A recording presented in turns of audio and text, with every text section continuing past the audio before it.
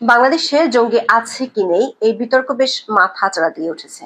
সম্প্রতি আন্তর্জাতিক জঙ্গি গোষ্ঠী ইসলামিক স্টেট বা আইএস এর সাথে সম্পৃক্ত ৩৬ জনকে মালয়েশিয়ায় গ্রেপ্তার করা হয়েছে, যার মধ্যে ৩৫ জনই বাংলাদেশি। যদিও সরকার পক্ষ থেকে বলা হচ্ছে ৩ জন, কিন্তু মালয়েশিয়া পুলিশের ভাষ্য অনুযায়ী এদের মধ্যে ৫ জনকে এরই মধ্যে বাংলাদেশে ফেরত পাঠানো হয়েছে।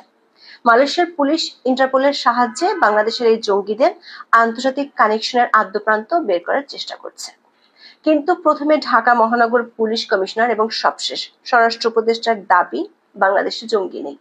আইএস এর মতো আন্তর্জাতিক জঙ্গি গোষ্ঠীর সাথে সম্পৃক্ত থাকার কারণে যেখানে মালয়েশিয়া পুলিশ ৫ বাংলাদেশের বিরুদ্ধে এরই মধ্যে অভিযোগ গঠন করেছে, সেখানে বাংলাদেশ সরকারের কর্তা ব্যক্তিরা কেন জঙ্গি নেই বলে সাফাই গাইছেন।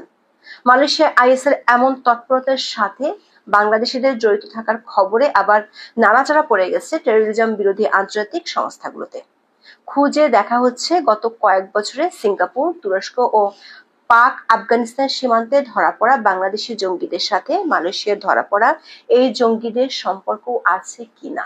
এমনকি ২০১৬ সালে হলি আর্টিজানে জঙ্গিদের যে গ্রুপটি হামলা চালিয়েছিল তাদের ২ জন এসেছিল মালয়েশিয়া থেকে।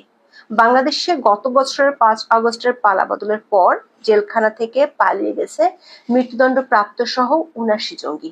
এরা এখন শুধু ধরাছোঁয়ার বাইরেই নয়, এদের সম্পর্কে সরকারের কাছে নেই কোনো তথ্য। অকেজো করে রাখা হয়েছে পুলিশের counter terrorism and transnational crime unit বা সিটিটিসি কে। অথচ মালয়েশিয়ার পুলিশ প্রধান খুব জোর দিয়ে বলেছেন ধরা পড়া বাংলাদেশিরা আইএস এর হয়ে বাংলাদেশ ও সিরিয়াতে জঙ্গি তৎপরতার জন্য অর্থ পাঠাতো। এমন পরিস্থিতিতে বাংলাদেশে আইএস এর যে তৎপরতা দেখা দিয়েছে সেটি কি শুধু অস্বীকারের মাধ্যমে সামাল দিবে অন্তর্বর্তী সরকার, নাকি জঙ্গি তৎপরতাকে ছিনতাইকারী বা প্রেসার গ্রুপ বলে চালিয়ে দিবে? বিস্তারিত জানতে চলুন যাওয়া যাক বিশ্লেষণে।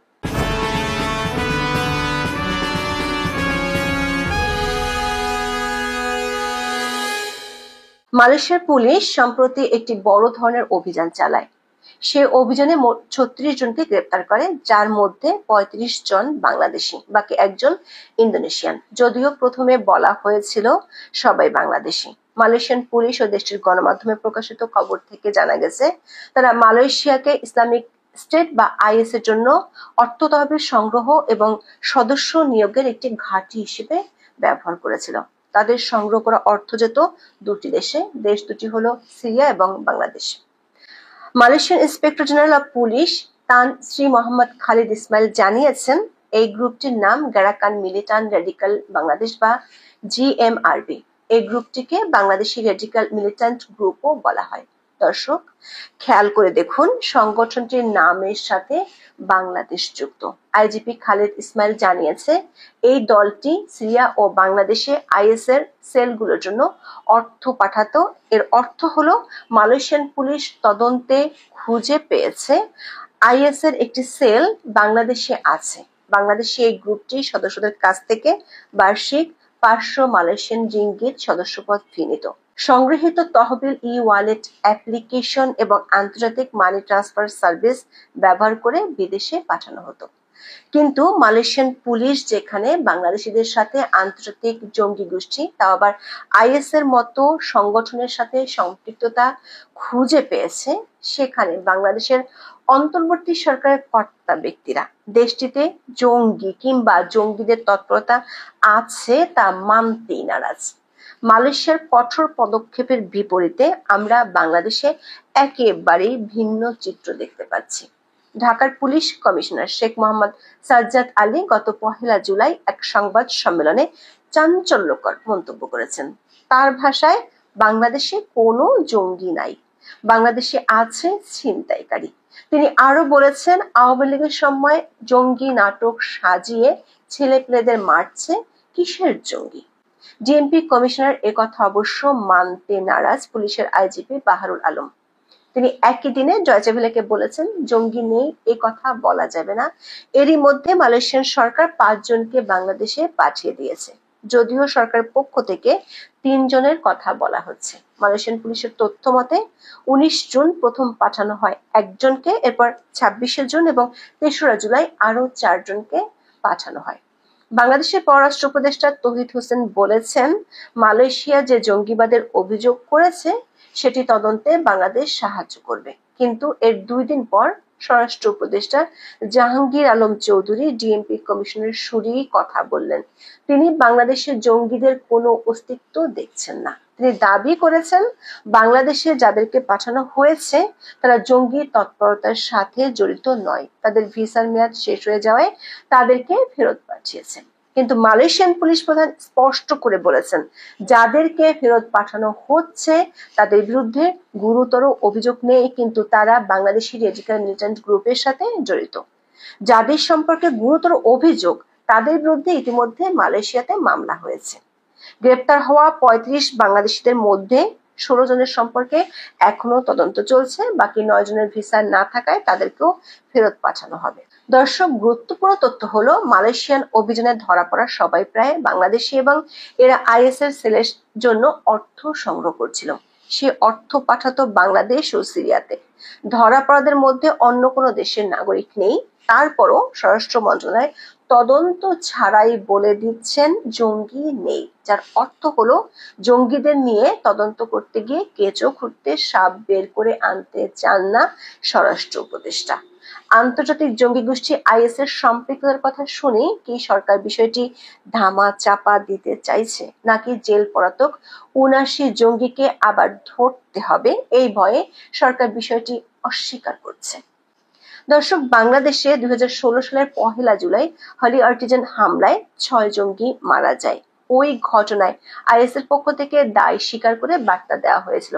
হামলাকারীদের ছবি ও ফুটেজ তাদের ওয়েবসাইটে প্রকাশ করা হয়েছিল। ওই 6 জঙ্গির মধ্যে 2 জঙ্গি এসেছিল মালয়েশিয়া থেকে, যাদের মধ্যে একজন ছিলেন নির্বাস ইসলাম। এই নির্বাস ইসলাম ঢাকার টার্কিশ হোপ স্কুল এবং নর্থ বিশ্ববিদ্যালয়ে পড়াশোনা শেষে মালয়েশিয়ার মোনাশ বিশ্ববিদ্যালয়ে পড়ালেখা করেছিলেন। গুলশান হামলার 1 সপ্তাহ আগে তখন সে মালয়েশিয়া থেকে বাংলাদেশে এসেছিল। দর্শকের আগেও অনেকবার বাংলাদেশিদের বাইরের দেশ থেকে জঙ্গি তৎপরতার প্রমাণ আছে।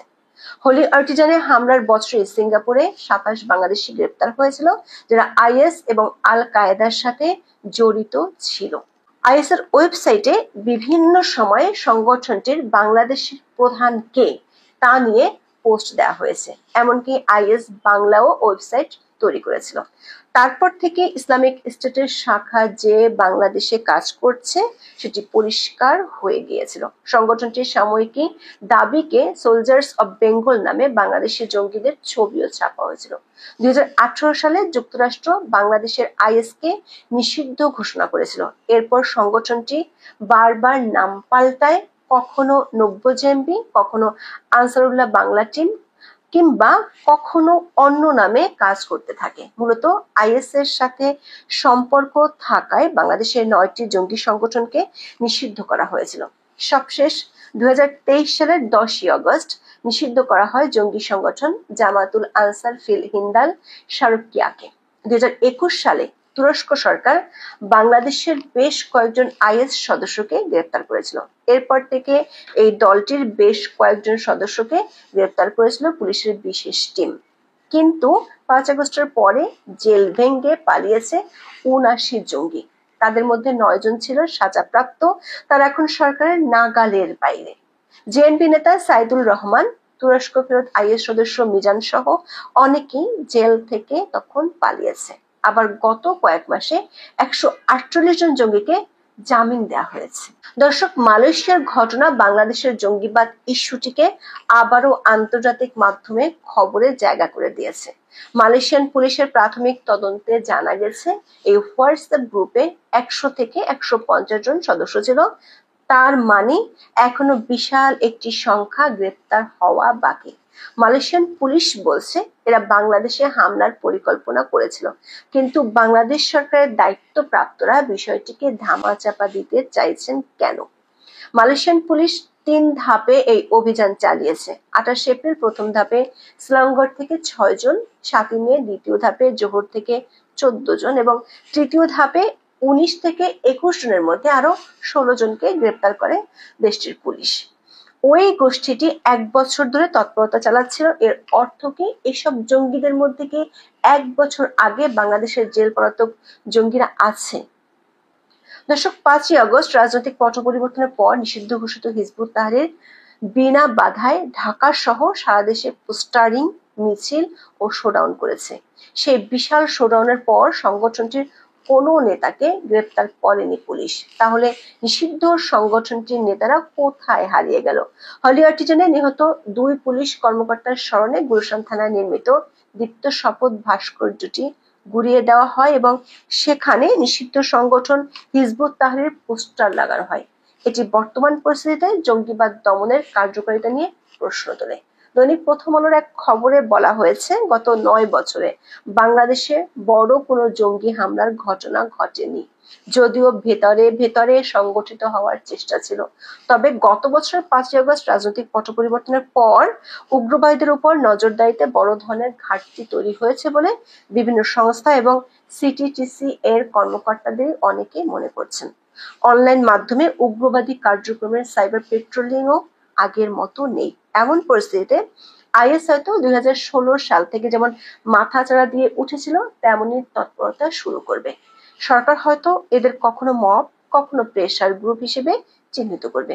কিন্তু এটি একটি অত্যন্ত গুরুতর এবং সংবেদনশীল বিষয়, যা সম্প্রতি আন্তর্জাতিক শিরোনামে এসেছে এবং বাংলাদেশের নিরাপত্তা ও ভাবমূর্তিকে প্রশ্নের মুখে ফেলেছে।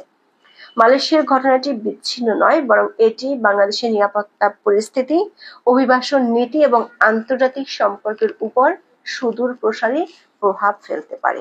এখন এ পর্যন্ত। সবাই ভালো থাকুন, সুস্থ থাকুন, নিরাপদে থাকুন।